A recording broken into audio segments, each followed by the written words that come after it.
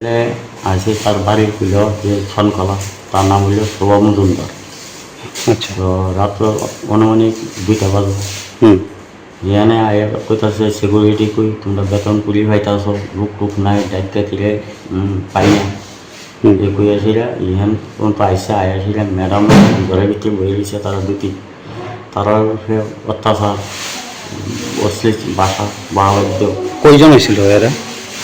তারা আসিল 3 জন, কিন্তু যে ছেলেরা মানে মজুমদার কেউই বুঝছে মেলাটা কোথায়, এরা কোনো আচ্ছা, একটু শব্দ পাইছি না, আচ্ছা, কোনো ব্যবহার করছে না। আচ্ছা, এইখানে ডাক্তার ছিল?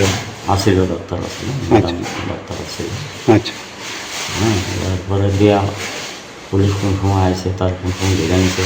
আমি তো রোগী হিসেবে এনে করে দিচ্ছি। আপনি কবে এখানে ভর্তি হয়েছেন? আমি গতকাল আচ্ছা। সকালবেলায় তো ঘটনাটা তো আপনি সবই দেখছেন?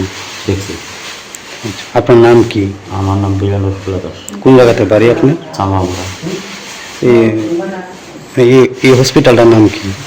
এই হসপিটাল কাঞ্চনমালা হসপিটাল। প্রথমত এটা রাত বুঝে রাতে 2টা হুম। এমন সময় তারা কিছু না একদিন হায়ালা করছে করে তারা ম্যাডাম তারা রুমের মধ্যে বেটাইয়া তারা ঢুকেছে এই হেলা করতেছে। আচ্ছা, আচ্ছা। তো এটা তো আমরা রোগী তো যে আমি কাহিনী অবস্থা শুনে রয়েছি যে ঘটনাটা শুধু সত্য কথা আর কি। আমাকে তো এরকম কথা কেমনি চর্চা করেছে, আমরা তো শান্তি চাই, তো তারা তো অশান্তি, তো আমরা জনসাধারণ করে যাবো আজকে আমাদের মন অবস্থা। আচ্ছা, আপনার নাম? আপনার শান্ত দেব মা। আপনার বাড়ি কোন জায়গাতে? বাড়িতে প্রভাব আচ্ছা, কবে ভর্তি হয়েছেন আপনি? ভর্তি হয়েছেন কবে? গতকাল।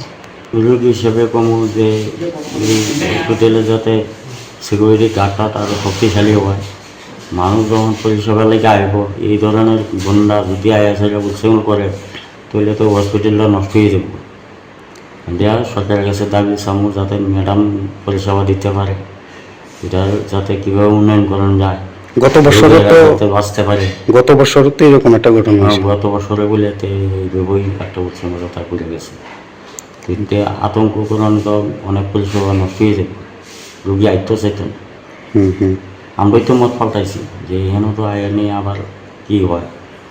আনন্দ আর ভালোবাসার দীপ্তিতে গড়া সমুজ্জ্বল পরমা, ঠিক তোমারই মতো।